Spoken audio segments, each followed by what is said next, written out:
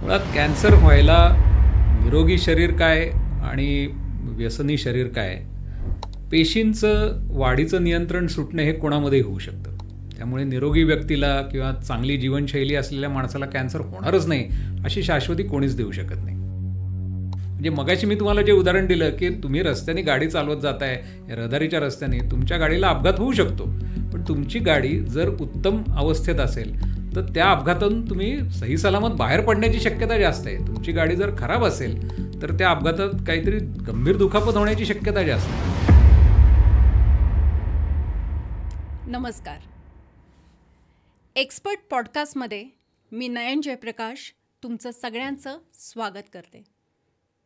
आजचा पॉडकास्टचा विषय अतिशय महत्त्वाचा आहे. तो विषय म्हणजे कर्करोग, अर्थातच कॅन्सर. भारतामध्ये जवळजवळ 14 लाखांहून अधिक नवीन कॅन्सरचे पेशंट आढळतात. दैनंदिन झपाट्याने पसरणारा हा रोग, या रोगामुळे अनेकांच्या मनामध्ये एकच भीतीचं घर केलं आहे. कॅन्सर म्हणजे जीवनाचा अंत तर नाही ना? या प्रश्नाचे उत्तर देण्यासाठी आज आपल्या स्टुडिओमध्ये जुडले आहेत दीनानाथ मंगेशकर हॉस्पिटलचे senior oncologist doctor Chetan Deshmukh. Doctor नमस्कार, तुमचं पॉडकास्टमध्ये स्वागत आहे. नमस्कार. डॉक्टर, कॅन्सरला घेऊन लोकांच्या मनात असंख्य प्रश्न असतात, पण त्यांना समाधानकारक उत्तर मिळत नाही. म्हणूनच पॉडकास्टच्या सुरुवातीला मी अतिशय साधा आणि सोपा प्रश्न तुम्हाला विचारणार आहे. कॅन्सर म्हणजे नेमकी काय आणि तो होतो कसा? सर, कॅन्सर म्हणजे काय आणि तो नेमकी होतो कसा? कॅन्सर ही आपल्या शरीराच्या पेशींची होणारी अनियंत्रित, अनैसर्गिक आणि नको असलेली वाढ असते. या पेशी त्यांना नेमून दिलेलं काम करत नाहीत. त्या पेशी वाढायला लागतात, स्वतःच्या अन्नासाठी जागेवर वाढतात किंवा मग इतरत्र पसरून बाकीच्या अवयवांच्या कामातही बिघाडी आणतात. ही वाढ सर्वसाधारणपणे होण्याचं नेमकं कारण अजून कोणाला कळलेलं नाही. ती होण्यासाठी जी पार्श्वभूमी असते ती कुठल्या कुठल्या प्रकारच्या पार्श्वभूमीवर हा आजार होऊ शकतो याच्याबद्दल माहिती आहे.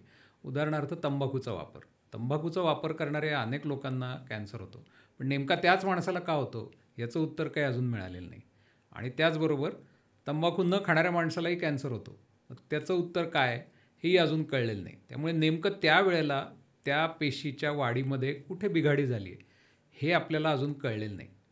पण पार्श्वभूमी किंवा तो आजार होण्यासाठीची परिस्थिती कुठली कुठली असू शकते याच्याबद्दल आपल्याला माहिती आहे. उदाहरणार्थ तंबाखूचा वापर, धुरामध्ये काम करणे, आहार चुकीचा असणे, वजन जास्त प्रमाणात असणे, हॉर्मोनचं असंतुलन असणे, ह्या गोष्टींमुळे कॅन्सर तयार होण्यासारखी पार्श्वभूमी होऊ शकते. त्याच्यावर एखादी नेमकी काहीतरी घटना घडते आणि त्या पेशी वाढायला लागतात. म्हणजे उदाहरण द्यायचं झालं तर एखादा माणूस समजा इथून मुंबईला चालला आहे गाडीने, त्याच्या गाडीचे ब्रेक व्यवस्थित लागत नाहीत, गाडी व्यवस्थित सर्व्हिसिंग झालेली नाही, अशा माणसाला अपघात होण्याची शक्यता जास्त आहे. त्यांनी अपघात होण्यासारखी पार्श्वभूमी तयार करून ठेवली. पण त्या सगळ्याच माणसांना अपघात होतो का? नाही. असे बऱ्याच गाड्या असतात रस्त्यावर. पण त्या एका माणसाला त्या अपघाताच्या वेळेला नेमकी काय घटना घडली ह्याचं आपल्याला ज्ञान आत्ता तरी नाही. त्यामुळे एखाद्या माणसाने विचारलं किंवा मी अनेक वर्ष तंबाखू खातोय, मला आजच का झाला, 10 वर्षापूर्वी का नाही झाला, याचं उत्तर आपल्याकडे आत्ता नाही आहे. कदाचित ते सापडेल काही वर्षांनी. पण ही पार्श्वभूमी असू नये जेणेकरून कॅन्सर होण्याची शक्यता आपल्याला कमी करता येते, टाळण्याची शक्यता कमी करता येते. आता राहिला प्रश्न की ह्या पेशी शरीरात अनेक ज्या ज्या जिवंत पेशी आहेत त्या सगळ्या पेशींमध्ये हा आजार होऊ शकतो. ज्या ज्या पेशी वाढतात त्या पेशींमध्ये आजार होतो. ज्या पेशींचं वेळच्या वेळी पुनरुज्जीवन होतं, म्हणजे नव्याने पेशी तयार होतात, पेशी काही कारणास्तव खराब झाल्या, काही कारणास्तव पेशी मरून गेल्या, तर त्या पेशी पुन्हा तयार करण्याची शरीराची क्षमता असते आणि ती क्षमता अतिशय नियंत्रित असते. शरीर जेव्हा नैसर्गिकरित्या पेशी तयार करतं तेव्हा त्या एका मर्यादेपेक्षा जास्त वाढूच देत नाही. ती मर्यादा कुठंतरी ओलांडली जाते, ते नियंत्रण कुठंतरी सुटलं की कॅन्सरची सुरुवात होते. आता उदाहरण देतो की रोज सकाळी आपण ब्रशने दात घासतो, जिभेवर ब्रश फिरवतो, आपल्या पेशी मरतात तिथल्या, पण त्या पेशी काही मिनिटातच त्यांचं पुनरुज्जीवन होऊन तिथे नॉर्मल पेशी तयार होतात. आता ही जर प्रक्रिया कुठेतरी अनियंत्रित झाली तर तिथं कॅन्सरची गाठ तयार होते.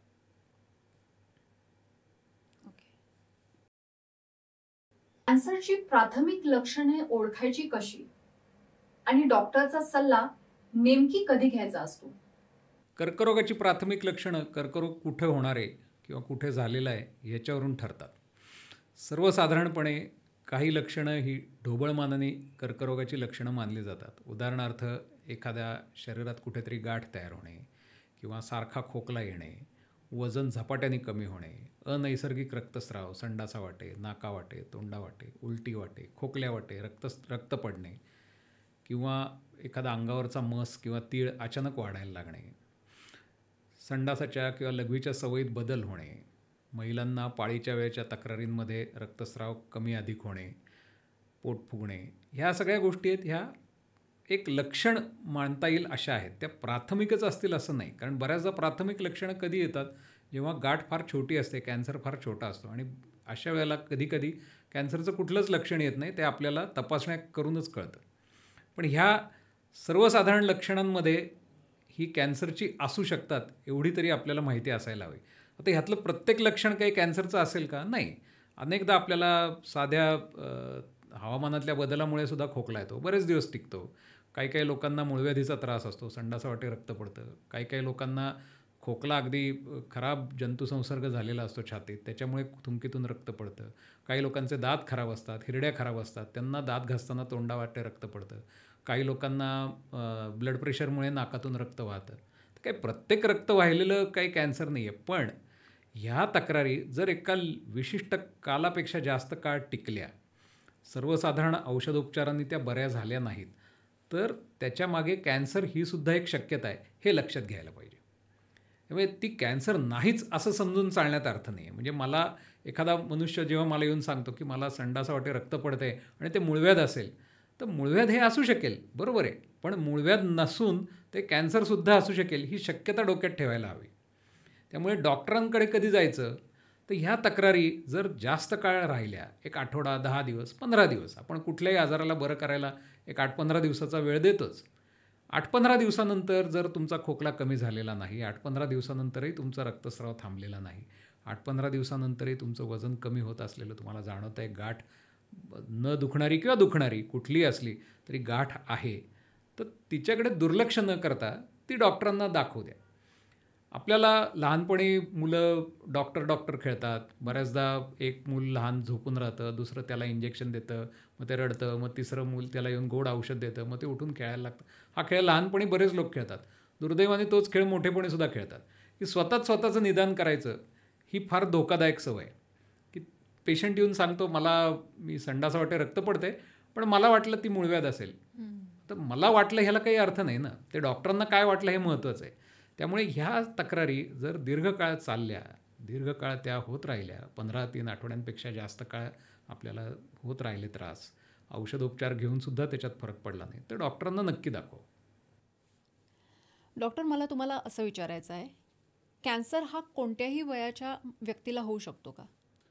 कॅन्सर कुठल्याही वयाच्या व्यक्तीला होऊ शकतो, फक्त वयानुरूप कॅन्सरचे होणारे प्रकार बदलू शकतात.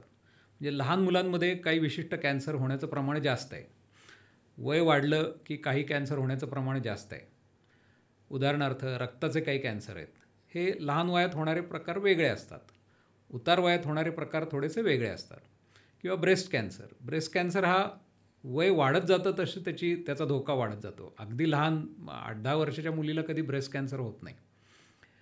काही हाडांचे आजार असतात, हाडांचे कॅन्सर असतात, हातापायाच्या हाडांचे, ती हाडं लहान वयात वाढत असतात, त्यामुळे त्यांच्यामध्ये कॅन्सर होण्याची शक्यता असते आणि ते कॅन्सर लहान वयात किंवा अगदी तरुण वयात साधारण 20पर्यंत जास्त प्रमाणात आढळतात.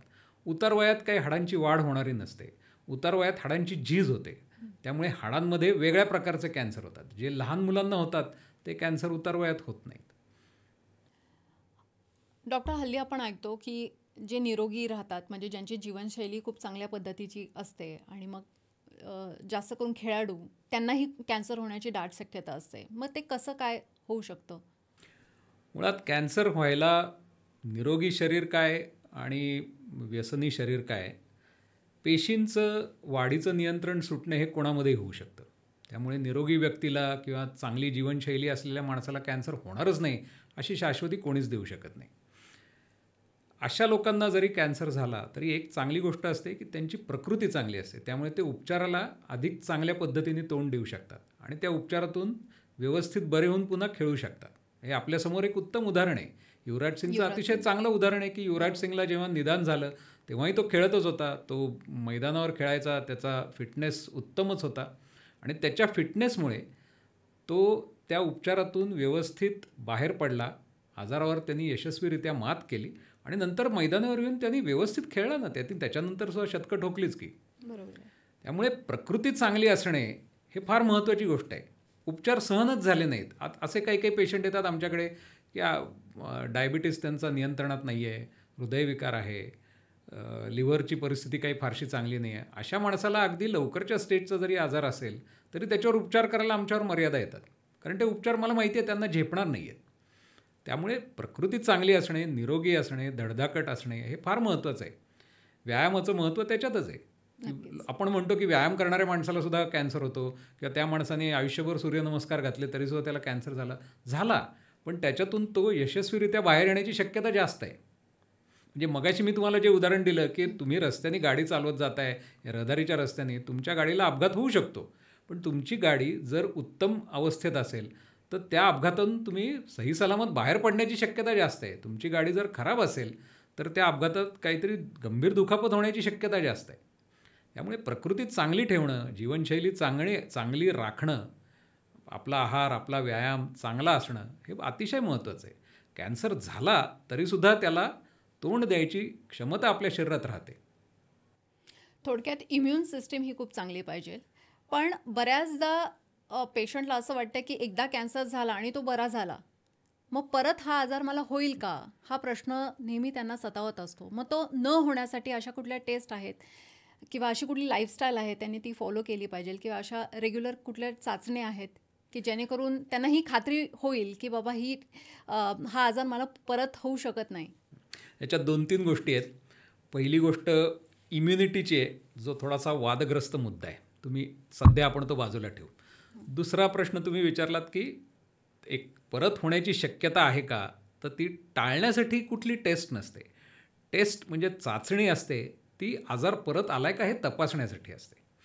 आजार परत न यावा याच्यासाठी बरेच उपाय असतात. उदाहरणार्थ एखाद्या महिलेचं ब्रेस्ट कॅन्सरचं ऑपरेशन झालं, आजार निघून गेला, ब्रेस्ट काढलं किंवा ब्रेस्टचा एक भाग काढला, आजार निघून गेला. परत होऊ नये याच्यासाठी त्या आजाराच्या स्टेजप्रमाणे त्यांना किमोथेरपी, रेडिओथेरपी, हॉर्मोनल थेरपी, अजून कुठली थेरपी ह्या घ्यायला लागतात, ह्या आजार परत येऊ नये म्हणून. बरोबर.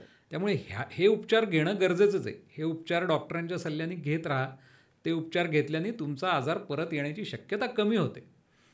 आता काही लोक विचारतात की 100% गॅरंटी आहे का आजार परत येणार नाही? तर अशी गॅरंटी कोणी देऊ शकत नाही. कुठल्याही कॅन्सरच्या माणसाला आजार परत येण्याची शक्यता थोड्याफार प्रमाणात का होईना असते. जसं कॅन्सरचं निदान झाल्यानंतर व्यवस्थित उपचार घेतले जातात, वर्ष वाढत राहतात, तसं शक्यता कमी होते. म्हणजे माझ्याकडे एखादी महिला जर आज आली, ब्रेस्ट कॅन्सरचे उपचार तिचे आज संपलेत, तिला मी सांगतो की पहिली 2 वर्ष थोडी काळजी घ्या. 2 वर्षानंतर ती येते तेव्हा मी म्हणतो ठीक आहे, आता एक टप्पा, महत्त्वाचा टप्पा झाला आहे, 5 वर्षापर्यंत आपण बघूया. 5 वर्षानंतर आजार परत येण्याची शक्यता फार कमी असते. आणि 10 वर्षानंतर जेव्हा ती महिला येते तेव्हा मी सांगतो की आता तुम्ही अगदी निर्धास्तपणे सांगू शकता की मी या आजारातून पूर्ण बरी झाली. काही आजारांमध्ये आम्ही उशिरा सांगतो, काही आजारांमध्ये आम्ही लवकर सांगतो, काही आजारांमध्ये 5 वर्षानंतरच सांगतो की आता काही आजार परत येण्याची शक्यता नाही आहे. असं आहे. त्यामुळे परत येण्याची शक्यता आहे हे चाचपून बघण्यासाठी चाचण्या आहेत. चाचण्या करून ती शक्यता कमी होत नाही. शक्यता कमी करण्यासाठी आपल्यालाच काहीतरी करायला लागतं. एक म्हणजे औषधोपचार आहेत. मी मग सांगितलं तसं किमोथेरपी आहे, रेडिओथेरपी आहे, अजून कुठली थेरपी आहे. दुसरं म्हणजे तुमचं शरीर, तुम्ही कॅन्सर ज्या गोष्टीमुळे झाला ती गोष्ट परत होऊ देऊ नये ना. म्हणजे एखादा मनुष्य तंबाखू खात असेल, त्याच्यामुळे त्याला तोंडाचा कॅन्सर झाला, तर त्यांनी उपचार घेतल्यानंतर तंबाखू पूर्ण बंद केली पाहिजे. सिगरेट ओढत असेल तर ते बंद केलं पाहिजे, दारू पित असेल ते बंद केलं पाहिजे. या गोष्टी करणं गरजेचंच आहे. त्याला काही म्हणजे त्याच्यात काही त्याच्याबद्दल दुमतच नाही आहे. आणि तिसरं एक आत्ताच काही महिन्यांपूर्वी एक छान new England journal of medicine नावाच्या आमच्या शास्त्रीय मासिकात एक लेख आला आहे. त्यांनी दाखवलं आहे की ज्या पेशंटच्या आतड्याच्या कॅन्सरचं ऑपरेशन झालेलं आहे आणि त्यांचं ऑपरेशन किमोथेरपी सगळं झालेलं आहे, त्या अशा रुग्णांना त्यांनी 2 गटांमध्ये विभागले. एकाला फक्त योग्य वेळी शास्त्रीय माहिती दिली आहाराबद्दल आणि एक उत्तम आरोग्य कसं हवं ह्याच्याबद्दल फक्त त्यांचं समुपदेशन केलं, त्यांचं शिक्षण केलं. आणि दुसऱ्या गटाला प्रत्यक्ष व्यायाम करायला लावला. तर ज्या गटाने व्यायाम केला त्यांच्यामध्ये आजार परत येण्याची शक्यता कमी आहे. त्यामुळे माणसं बऱ्याचदा आजार एकदा बरा झाला की आता काही परत शरीराकडे बघायची गरज नाही असं म्हणून जे दुर्लक्ष करतात ते बरोबर नाही. त्यांनी उपचार संपल्यानंतर पुन्हा एकदा आपलं शरीर चांगलं धडधाकट निरोगी व्हावं, निरोगी राहावं याच्यासाठी स्वतःहून सक्रिय प्रयत्न करणं गरजेचं आहे. आणि राहिला प्रश्न तुमचा इम्युनिटीचा. इम्युनिटी हा आपल्या भारतीय लोकांच्या फार जिव्हाळ्याचा विषय. कदाचित ते लोकांना मी बोलतो हे आवडणार नाही, पण आपण जे काही काम करतो, आपण जे खातो पितो व्यायाम करतो त्यांनी आपल्या इम्युनिटीमध्ये फार थोडा फरक पडतो. लोक म्हणतात की मी आता माझी इम्युनिटी वाढवण्यासाठी मी रोज लिंबू सरबत पिणार आहे किंवा मी रोज लिंबू मध पाणी घेणार आहे किंवा अमुक कुठला तरी रस पिणार आहे. त्यांनी इम्युनिटीमध्ये अगदी नगण्य असा फरक पडतो. आपली इम्युनिटी सर्वसाधारणपणे चांगलीच असते. दुसरी गोष्ट, कुठलीही गोष्ट खाल्ल्याने प्यायल्याने किंवा अजून काही केल्याने इम्युनिटीमध्ये खूप मोठा फरक पडत नाही. आपण रस्त्यावर हिंडणारी मुलं बघतो, सिग्नलला मुलं दिसतात, त्यांना खायला मिळत नसतं, पण ते ऊन वारा पाऊस थंडी तिथेच असतात ना. त्यांना कधी त्यांच्या इम्युनिटीला काही होत नाही, ते काय आजारी पडत नाहीत, त्यांची इम्युनिटी उत्तमच राहते. कारण इम्युनिटी ही अशी गोष्ट आहे की ज्याच्यावर आपलं फारसं नियंत्रण नाही आहे. आपण काही गोष्टी घेतल्या, आपण एखादी गोळी घेतली, कॅप्सूल घेतली, काढा घेतला, त्याच्याने आपली इम्युनिटी सुधारेल असं बिलकुल नाही. इम्युनिटी ही उत्तमच असते. ती कृत्रिमरित्या आपण जर त्याच्यात गडबड केली, उदाहरणार्थ स्टिरॉइड्सच्या गोळ्या असतात, त्या जर दीर्घकाळ घेतल्या तर आपली इम्युनिटी खराब होऊ शकते. एखादा आजार झाला व एखाद्याला खराब कॅन्सर झाला किंवा डायबिटीज बरेच दिवस त्याच्याकडे दुर्लक्ष केलेलं आहे, अशा लोकांची इम्युनिटी कमी होते. पण तसं जर नसेल, नैसर्गिकरित्या तुम्ही जर नेहमीचा आहार विहार चालू ठेवला तर तुमची इम्युनिटी चांगलीच असते. डॉक्टर, तुम्ही आताच थेरपीबद्दल बोललात. बऱ्याच लोकांना हे माहीत नाही आहे की उपचारासाठी कुठली थेरपी, कुठली रेमेडी वर्क करेल कॅन्सरसाठी. तर याबद्दल थोडंसं तुम्ही अजून सांगू शकता? सर्वसाधारणपणे जे अवयवांचे कॅन्सर आहेत, म्हणजे ज्याला आम्ही इंग्रजीत सॉलिड ट्युमर्स म्हणतो, म्हणजे ब्रेस्ट कॅन्सर आहे, ओव्हरीचा कॅन्सर आहे, फुफ्फुसाचा कॅन्सर आहे, हाडाचा कॅन्सर आहे किंवा असे, या आजारामध्ये ऑपरेशनला फार महत्त्व आहे. शस्त्रक्रिया करून तो कॅन्सरग्रस्त भाग बाहेर काढणे याला फार महत्त्व आहे. ते जर शक्य असेल, हे कधी शक्य होतं जेव्हा आजार अगदी लवकरच्या स्टेजमध्ये ओळखला असेल. तर ब्रेस्ट कॅन्सरची गाठ अगदी छोट्या अवस्थेत 1.5-2 सेंटीमीटरची गाठ आहे, ती काढून टाकली तर ते आजार बरा करण्यासाठीचं फार महत्त्वाचं पाऊल असतं. त्यामुळे छोट्या आजारामध्ये ऑपरेशन करून गाठ बाहेर काढणे, अवयव न काढता गाठ बाहेर काढणे, अगदी वेळ आली तर तो अवयवसुद्धा काढण्याची तयारी ठेवणे, हे त्या कॅन्सरच्या गाठीच्या आकारावरून आम्ही ठरवतो.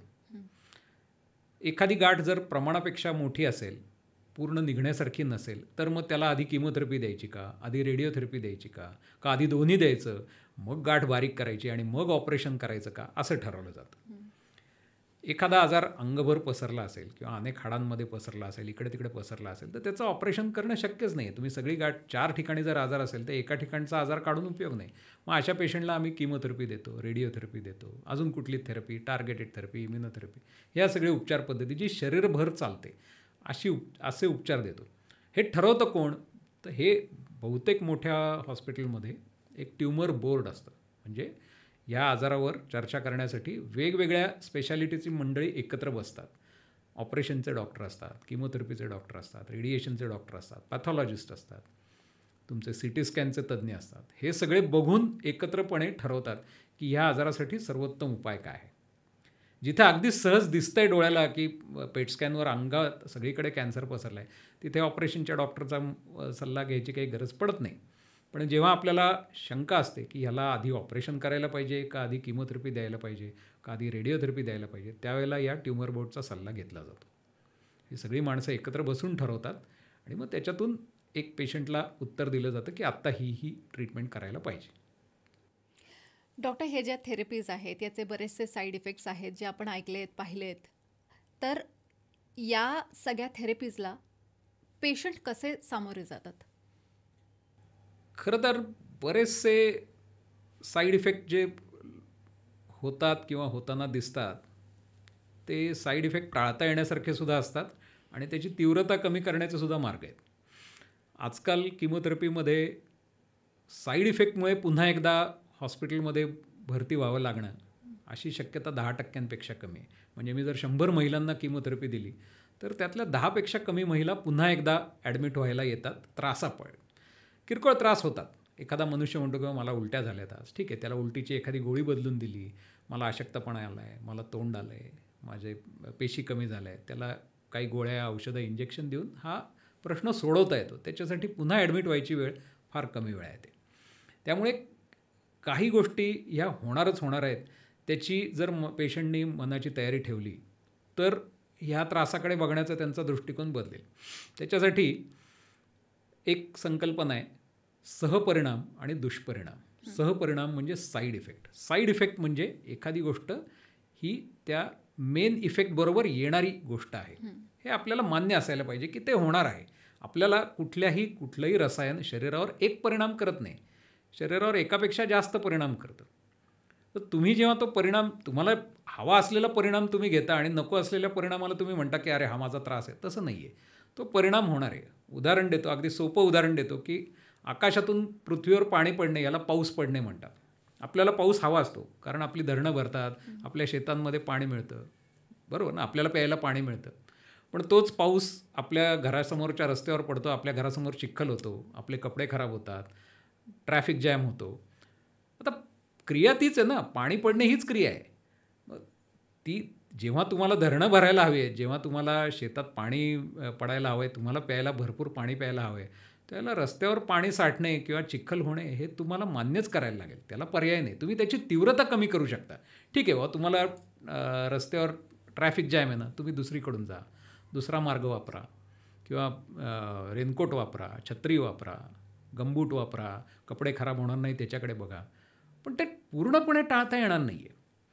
आता हा झाला सहपरिणाम. असे काही दुष्परिणाम पण आहेत. एखाद्या गोष्टीचे दुष्परिणाम पण होऊ शकतात की ते अपेक्षेपेक्षा जास्त त्याचा जर परिणाम झाला तर त्याला आपण दुष्परिणाम म्हणतो. म्हणजे आता आपण जे बघितलं आहे, अतिवृष्टी झाली की इतकं पाणी पडलं की शेतातली सगळी पिकं वाहून गेली, पिकांचं नुकसान झालं, तो झाला दुष्परिणाम.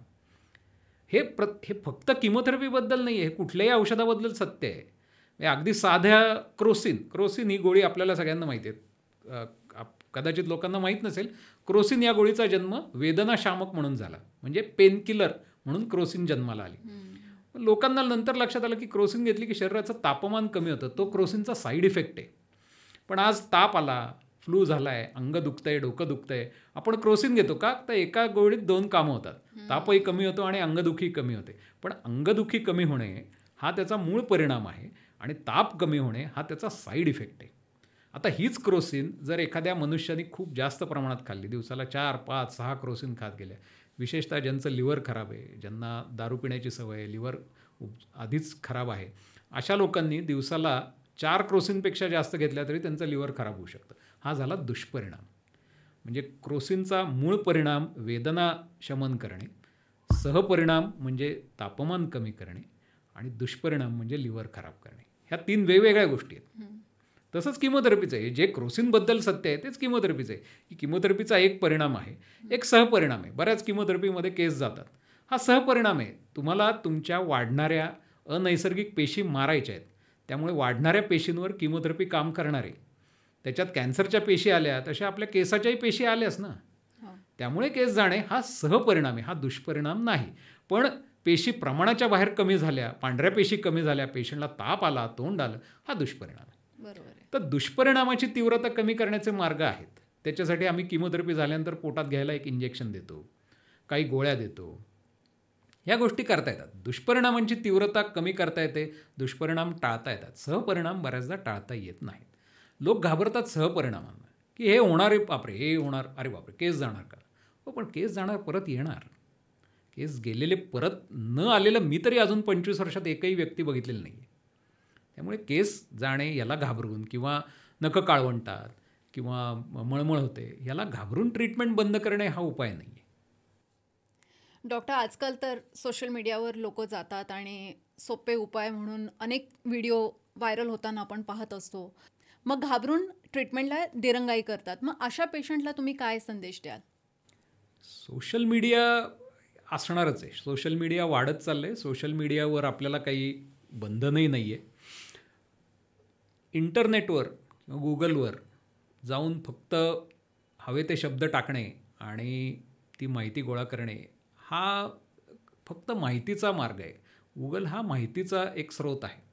तो ज्ञानाचा स्रोत नाही आहे.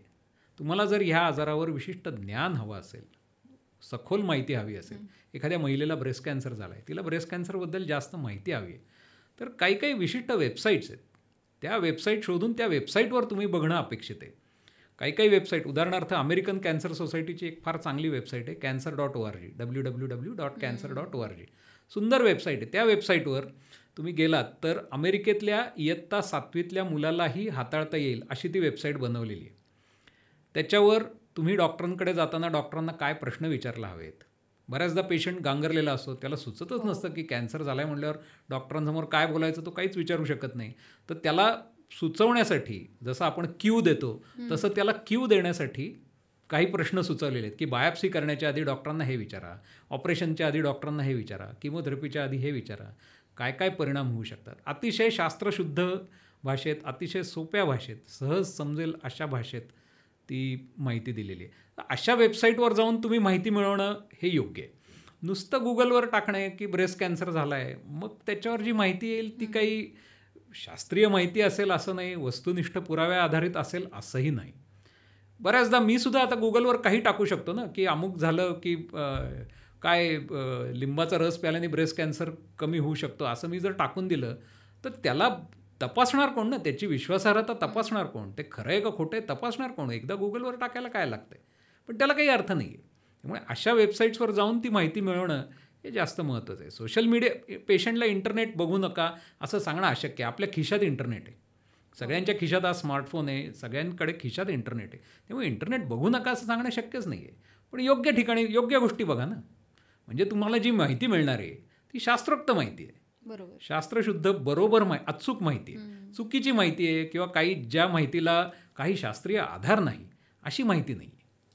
डॉक्टर, किमोथेरपी, टार्गेटेड थेरपी आणि इम्युनोथेरपी म्हणजे नेमकी काय आहे आणि या तिघांमधला काय फरक आहे? किमोथेरपी, टार्गेटेड थेरपी आणि इम्युनोथेरपी हे सगळे औषधोपचारांचेच प्रकार आहेत. त्याच्यात थोडा थोडा फरक आहे. कुठलंही औषध, मग ते सलाईन वाटे दिलं जावं, इंजेक्शन वाटे दिलं जावं, तोंडावाटे म्हणजे गोळी, कॅप्सूल, सिरप या पद्धतीने दिलं जावं, ते शरीरात दिलं जातं. या तिन्हीपैकी कुठलंही ते असू शकतं. म्हणजे जसं काही टार्गेटेड थेरपीज आहेत, त्याच्या गोळ्या असतात, त्याचे इंजेक्शन्स असतात, त्याच्या कॅप्सूल्स असतात, सगळंच असतं. किमोथेरपी सुरुवात झाली किमोथेरपीने, म्हणजे रसायन, कुठलंही एक रसायन जेव्हा आजाराला मारायला आपण देतो.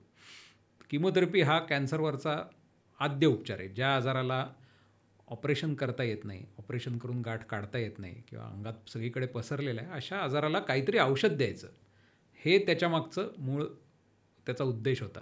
त्याची सुरुवात फार मजेशीर झाली. आर्सेनिक नावाचा धातू वापरला जायचा फार पूर्वी. 1890 साली लिझॉयर नावाच्या एका माणसाने एका प्रकारच्या रक्ताच्या कॅन्सरसाठी आर्सेनिक वापरून बघितलं. लिझॉयर हा अतिशय बुद्धिमान माणूस, पण लिखाणाच्या बाबतीत थोडासा ढिल्ला होता. तर त्याला लोकांनी सांगितलं की अरे बाबा, एक चांगला लेखनिक ठेवतो, म्हणजे जे सगळं तुझे कागदपत्र व्यवस्थित लिहून ठेवेल, तुझं जे रिसर्च आहे तो लोकांसमोर आणेल. तर त्यांनी एक लेखनिक मदतीला घेतला होता. तो मदतनीस जास्त प्रसिद्ध आहे, त्याचं नाव आर्थर कॉनन डॉयल, ज्यांनी शेरलॉक होम्स लिहिलं पुढे जाऊन. तर त्यामुळे 1890 साली लॅन्सेटमध्ये आर्सेनिकबद्दल शोधनिबंध प्रकाशित झाला होता. म्हणजे इतकी जुनी ती रसायनोपचाराची पद्धत आहे, ती काय आजकालची नाही आहे. जसं आपलं ज्ञान वाढत गेलं, 1930च्या सुमारास मायक्रोस्कोपचा शोध लागला, लोकांना पेशी दिसायला लागल्या. मग लोकांना 50च्या दशकात DNA म्हणजे काय, RNA म्हणजे काय, ह्या गोष्टीबद्दल लोकांना उलगडा झाला. आपल्या शरीर एकंदरीत कसं चालतं याच्याबद्दल थोडी थोडी माहिती लोकांना मिळायला लागली. मग लोकांनी किमोथेरपीचे वेगवेगळे प्रकार आणायला सुरुवात केली. अजून एका गोष्टीची, म्हणजे किमोथेरपीची सुरुवात कशी अपघाताने झाली त्याची एक मजेशीर गोष्ट आहे की दुसऱ्या महायुद्धाच्या काळात इटलीच्या रोमपासून काही मैलांवर बे ऑफ बारी नावाचं एक बंदर आहे. तिथे एक जहाजाची दुर्घटना झाली, त्याच्यावर अपघात झाला आणि त्याच्यातून वायुगळती झाली. तर ती वायुगळती झाल्यावर ज्या लोकांना त्या वायूचा त्रास झाला त्यांना काही विचित्र साईड इफेक्ट झाले. त्यांना तोंड आलं, त्यांचे केस गेले, त्यांच्या पेशी कमी झाल्या, ताप आला त्यांना. आता कुठलीही दुर्घटना झाली की सरकार काय करतं की एक समिती बसवतं. तसं एक 2 लोकांची समिती, डॉक्टर गुडमन आणि डॉक्टर गिलमन यांची समिती अमेरिकन शासनाने बसवली आणि त्यांना कळलं की ह्या वायूत एक औषध आहे की जे कॅन्सरला उपयोगी होऊ शकेल. त्याचा शोध लागला. नायट्रोजन मस्टर्ड नावाचं, मस्टिन हायड्रोक्लोराईड नावाचं औषध त्याच्यातून निघालं. हे 1945-46 सालच्या सुमारास. नंतर जसं आपलं ज्ञान वाढत गेलं तसं आपली औषधं सुधारत गेली आणि हळूहळू आता लोकांना कळायला लागलं की सरसकट सगळ्या पेशींना मारण्यापेक्षा ज्या पेशी दोषी आहेत, ज्या पेशींमध्ये कॅन्सर आहे, त्याच पेशींना मारावं ना. मग त्या ओळखायच्या कशा? मग त्या ओळखण्यासाठी आपण काही टार्गेट शोधायला लागलो. मुळात पेशी कुठली खराब आहे आणि कुठली चांगली आहे हे ओळखण्याचं काहीतरी तंत्र पाहिजे ना. तर ते तंत्र विकसित झाल्यानंतर आपल्याला कळलं की ह्याच फक्त पेशींना मारावं, बाकीच्या पेशींना त्रास देऊ नये. म्हणजे काय की आपण आधी टार्गेट शोधलं आणि मग त्याच्यावर उपचार शोधले, म्हणून त्याला टार्गेटेड थेरपी म्हणून. तसं बघायला गेलं तर प्रत्येक औषध हे कुठल्या ना कुठल्या तरी टार्गेटवर काम करतच असतं ना. पण आधीची किमोथेरपीची औषध आधी आलं आणि मग आपल्याला त्याचं टार्गेट कळलं. इथं उलटं केलं आहे आपण आधी टार्गेट शोधलं आणि मग त्याच्याविरुद्ध आपल्याला काही विशिष्ट गोळ्या, विशिष्ट औषधं, विशिष्ट इंजेक्शनं ही आपण शोधून काढली. त्यामुळे टार्गेटेड थेरपीचे परिणाम जास्त असतात आणि त्याचे साईड इफेक्ट त्या मानाने कमी असतात. काही आजारांमध्ये तर अगदी सुंदर काम केलेलं आहे. म्हणजे क्रॉनिक मायलॉइड ल्युकेमिया नावाचा एक रक्ताचा प्रकार आहे, तो क्युअर करू शकतो आपण. त्याच्यासाठी पूर्वी बोन मॅरो ट्रान्सप्लांट नावाची अतिशय त्रासदायक उपचार पद्धती होती. आता ती करावीच लागत नाही. एका गोळीवर भागतं. रोज एक गोळी घ्या, संपलं. फुफ्फुसाच्या कॅन्सरमध्ये जर एक विशिष्ट प्रकारचं टार्गेट असेल तर नुसती एक गोळी घ्या, तुमचं काम होतं. तुम्हाला काही किमोथेरपी नाही, काही नाही करायला लागत. असं टार्गेटेड थेरपीची त्याचा तोटा काय आहे की कॅन्सरमध्ये एकच एक टार्गेट असेल असं नाही ना. कॅन्सर वाढण्याचं ते एकच मार्ग असेल असं नाही आहे. तो अनेक 4 मार्गांनी जात असेल. तुमच्या टार्गेटेड थेरपीने फक्त एकच टार्गेटला तुम्ही रोखू शकता. बाकीच्या वाटांनी तो वाढू शकतोच ना. त्यामुळे टार्गेटेड थेरपी घेतली म्हणजे 100% परिणाम होईलच असं नाही. काही ज्या आजारांमध्ये फक्त त्या टार्गेटद्वारेच वाढ होत असते तिथे ही टार्गेटेड थेरपी उत्तम काम करेल.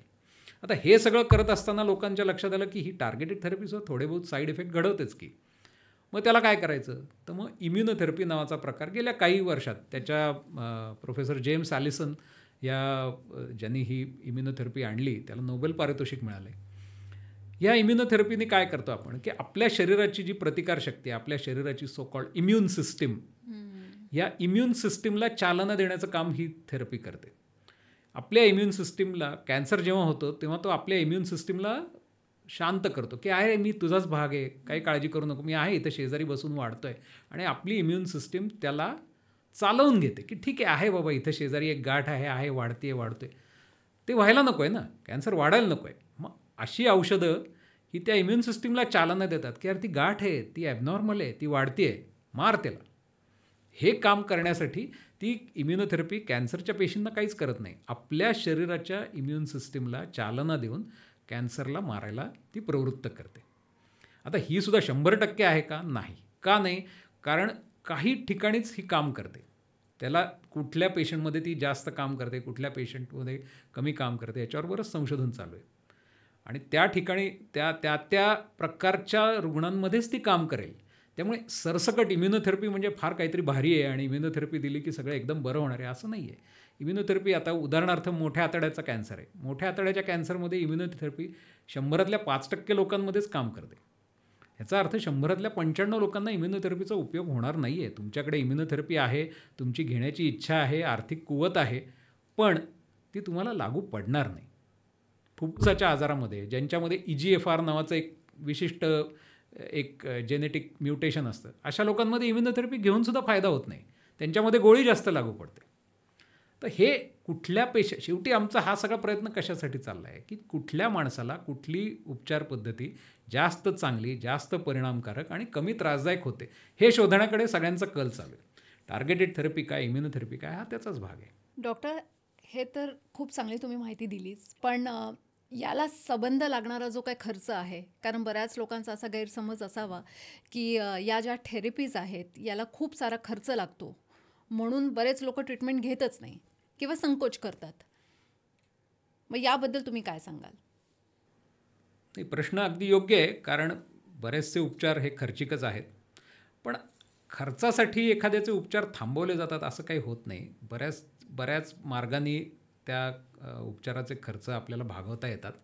सरकारी योजना असतील, तुमचे खाजगी विमा असेल किंवा शासनाच्या वेगवेगळ्या योजना असतील, म्हणजे केंद्र शासनाची योजना आहे किंवा निवृत्त सैनिकांसाठीची योजना आहे, विमा योजना आहे, अशा बऱ्याच योजना आहेत. त्यामुळे उपचार कुठल्या ना कुठल्या तरी मार्गाने करता येतात. दुसरी महत्त्वाची गोष्ट म्हणजे आपल्या देशात आता बऱ्याचशा ह्या औषधांचं निर्माण आपल्या देशात व्हायला लागलेलं आहे. त्यामुळे जेनेरिक औषधं ही सुद्धा इम्युनोथेरपीची सुद्धा जेनेरिक औषधं काही वर्षातच येतील किंवा ही टार्गेटेड थेरपीची बरीचशी जेनेरिक औषधं आपल्या भारतात अगदी चांगल्या कंपन्या ती बाजारात आणतायत आणि ती पेशंटला अगदी चांगली लागू पडत आहेत. त्याचा खर्च पुष्कळच कमी होतो. म्हणजे अमेरिकेत त्याच औषधाला हजारो डॉलर मोजायला लागतात. तिथं आपल्या इथं काही शे रुपयांमध्ये ती औषधं मिळतात. नाही असतला भाग नाही. त्यामुळे खर्चासाठी उपचार कोणी थांबवण्याचा विचार करत असेल तर माझ्या मते तसं करायची गरज नाही. तुम्ही तुमच्या डॉक्टरांशी बोला. समाजसेवी संस्था आहेत, कित्येक NGOज आहेत की जे कॅन्सरच्या उपचाराला मदत करतात. वेगवेगळे शासकीय निधी आहेत, पंतप्रधान निधी आहे, मुख्यमंत्री सहाय्यता निधी आहे, अशा निधींद्वारे ट्रीटमेंट करता येते. असं ट्रीटमेंट थांबवण्याची गरज नाही आहे. आणि एकच एक ट्रीटमेंट आहे असं कुठलाच आजार नाही आहे की ही ट्रीटमेंट नाही घेता आली तर काहीच शक्य नाही, असं नसतं. म्हणजे फुफ्फुसाच्या कॅन्सरला ठीक आहे, तुम्ही म्हणालात की मला इम्युनोथेरपी नाही घेता येत, ठीक आहे, बाकीचे दुसरे उपचार आहेत ना, तेही चांगलेच उपचार आहेत. त्यामुळे खर्चासाठी उपचार थांबवावेत किंवा उपचारासाठी मागे पुढं पाहावं अशी परिस्थिती सध्या पुणे शहरात तर नक्की नाही. म्हणजे पुणे, मुंबई मोठ्या शहरांमध्ये अनेक मार्ग आहेत की ज्याच्यातून म्हणजे काही पेशंट तर मोठ्या मोठ्या ऑपरेशनसाठी अक्षरशः लाखोवारी पैसे उभे करू शकतात. त्यामुळे खर्चामुळे कोणाचे उपचार थांबून राहत नाहीत. बऱ्याच लोकांचा असाही समज आहे की परदेशात गेल्यानंतर महागड्या ट्रीटमेंट केल्या की कॅन्सर बरा होतो. तुमचं काय मत आहे? परदेशात तुम्हाला जायची सोय असेल, परदेशात राहण्याची सोय असेल आणि परदेशातले उपचार तुम्हाला परवडत असतील, अवश्य घ्या, माझं काही म्हणणं नाही. पण परदेशात जी औषधं मिळतात त्यातली 90% औषधं आपल्या इथे मिळतातच आणि ती भारतीय दरात मिळतात. म्हणजे तुम्ही हेच औषध परदेशात जाऊन घेतलं तर मी मगाशी सांगितलं तसं कदाचित हजारो डॉलर भरायला लागतील. इथे काही हजारात सुद्धा ते औषध मिळू शकतं. त्यामुळे परदेशातच जाऊन काही वेगळं निदान होईल अशातला भाग नाही. आजकाल आणि इंटरनेटमुळे परदेशातल्या डॉक्टरांचा तुम्हाला अभिप्रायसुद्धा घेता येतो. तुम्हाला सगळे कागदपत्र तुम्ही त्यांना दाखवून त्यांचं मतही घेऊ शकता. बऱ्याचदा औषध असे आणि करणारे बरेच पेशंट आहेत की जे परदेशातल्या डॉक्टरांना कागदपत्र दाखवतात. त्यांचा आम्ही ईमेल किंवा व्हिडिओ कॉन्फरन्सिंगनी त्यांचा सल्ला घेतो आणि त्यांचा सल्ला जर इथे करता येण्यासारखा असेल तर आम्ही ते उपचार इथे करतो. काही बिघडत नाही. असे काही वेगळे नाही आहेत. किंबहुना इथल्या वातावरणात आपल्या लोकांच्या आसपास आपल्या उपचार पद्धती तिथे तुम्हाला अपॉइंटमेंट मिळायला 2 महिने लागणार आहेत. इथे तुम्हाला एका दिवसात 4 कन्सल्टंटला तुम्हाला भेटता येतं. त्यामुळे तसं काही तिथे गेलं म्हणजेच सगळं भलं आहे आणि इथे काहीच होणार नाही असं बिलकुल नाही. आमचे 99% पेशंट 99.99% पेशंट हे इथेच ट्रीटमेंट घेतात. मग डॉक्टर, बऱ्याच लोकांना हा पण प्रश्न पडतो की चांगले डॉक्टर का चांगले हॉस्पिटल, ते कसं निवडायचं?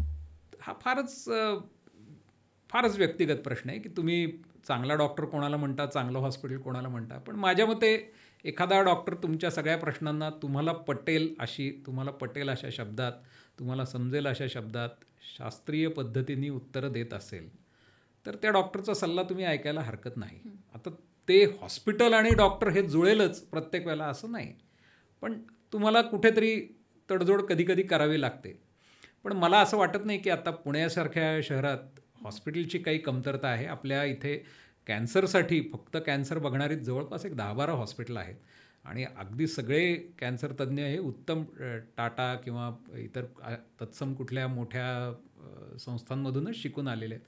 त्यामुळे त्यांच्या योग्यतेबद्दल शंका घेण्याचं कारणच नाही. म्हणजे कॅन्सर क्युरेबल आहे आणि भारतातच बरेचसे उपचार कॅन्सर उपलब्ध आहेत. लवकरच्या स्टेजमध्ये ओळखता आला तर तो क्युरेबल आहे. त्याच्यावर योग्य उपचार केले तर तो क्युरेबल आहे आणि त्याचे उपचार घ्यावेतच. कुणीही उपचाराविना राहू नये आणि भारतातसुद्धा उत्तमोत्तम उपचार उपलब्ध आहेत. किंबहुना भारतीय माणसाला भारतात उपचार घेणं जास्त सोपं आहे परदेशात जाऊन राहण्यापेक्षा. त्यामुळे उपचाराला काही अडचण इथे येत नाही. डॉक्टर, आता हल्ली अनेक टेक्नॉलॉजी विकसित होत आहे आणि AI चा जमाना आहे. सो AI मुळे कॅन्सर किती क्युरेबल आहे? AI मुळे कॅन्सर क्युअरला काही फरक पडेल असं वाटत नाही, पण कॅन्सरचं निदान होणे, कॅन्सरचे उपचार ठरवणे, मी मगाशी सांगितलं जसं कुणाला कुठली उपचार पद्धती लागू पडेल ह्याच्याबद्दल जास्त माहिती मिळणे आणि एकंदरीतच कॅन्सरबद्दलच्या संशोधनात नक्की फरक पडेल. AI आता जसं IT च्या लोकांमध्ये आलं आहे तसं वैद्यकीय क्षेत्रातही Medical बऱ्यापैकी line. AI यायला लागलेलं आहे आणि काही काही गोष्टीत AI वापरलं सुद्धा जातं. अगदी काही नाही तर आज सकाळी आमच्या स्टुडंटनी AI वापरूनच त्याचं प्रेझेंटेशन केलं. असंही करता येतं. त्यामुळे AI हळूहळू येणार आहे, आपल्याला शिकावं लागणार आहे, वापरावं लागणार आहे आणि चांगलंच होईल, बहुतेक चांगलाच फायदा होईल. डॉक्टर, आजच्या पॉडकास्टचा शेवटचा प्रश्न विचारते. तुम्ही एवढे पेशंटला ट्रीट केलं आहे, एखादा प्रसंग तुम्हाला आठवतो जो एक मिरॅकल आहे तुमच्या पूर्ण करिअरमध्ये, तो आमच्याबरोबर तुम्ही शेअर कराल? असे बरेच प्रश्न आहेत, असे बरेच प्रसंग होते की जिथे आम्ही म्हणजे नाद सोडून दिला की काही होण्यासारखं नाही. पण एक विशिष्ट व्यक्ती मला आठवते. तरुण मुलगा होता, त्याच्या अंडाशयामध्ये टेस्टिसमध्ये कॅन्सरची गाठ झाली. त्याच्या गावात त्यांनी जाऊन ती काढली आणि त्यांनी काहीतरी ते बिल राहिलं होतं भरायचं म्हणून ते त्या डॉक्टरांनी तपासणीला पाठवलंच नाही आणि ते फेकून दिलं गेलं सॅम्पल. काही कालानंतर तो जेव्हा आला तेव्हा त्याच्या पोटात गाठी होत्या, छातीत गाठी होत्या आणि मानेत गाठी होत्या आणि तिथल्या डॉक्टरांनी सांगितलं की आता हा 4थ्या स्टेजला आहे, याला काही करता येण्यासारखं नाही.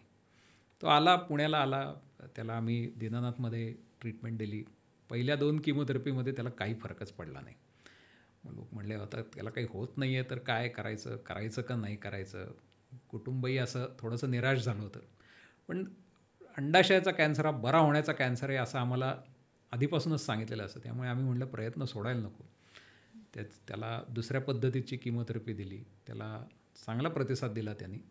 मग त्याचं अंडाशयाचं आणि पोटातलं ऑपरेशन करणारी एक टीम, मानेतलं ऑपरेशन करणारी एक टीम, अशा 2 मोठे मोठे ऑपरेशन्स त्याची झाली एकाच वेळेला. मुलगा तरुण होता, 28-30 वर्षाचा मुलगा होता, त्यामुळे तो हे सगळं ऑपरेशन पचवू शकला. तो एका कन्स्ट्रक्शन कंपनीमध्ये सुपरवायझर होता, त्यामुळे त्याला पळापळ करायची, धावपळ करायची सवय होती. त्याचं शरीर हे सगळं झेलू शकलं आणि ह्या गोष्टीला आता 16 वर्ष झाली. तो रोगमुक्त आहे, काही 1% त्याला काही त्रास नाही आहे. तो आजही कन्स्ट्रक्शन साईट्सवर अनेक मजले चढून जा ये करतो, काहीही अडचण नाही. दुसरा असाच एक अंडाशयाचाच कॅन्सरचा एक पेशंट होता, ज्याला आम्ही कोल्हापुरात बघितलं होतं. अंडाशयाच्या कॅन्सरच्या किमोथेरपीमध्ये ब्लिओमायसिन नावाचं एक औषध वापरलं जातं. आता ह्या औषधाचं एक विचित्र साईड इफेक्ट आहे की त्यांनी फुफ्फुस खराब होतं आणि ते फुफ्फुस फार थोड्या लोकांचं खराब होतं, हजारात एखाद्याचं होतं, पण झालं की ते कायमस्वरूपी असतं. त्याला पेशंट त्याच्यातून वाचण्याची शक्यता फार कमी असते.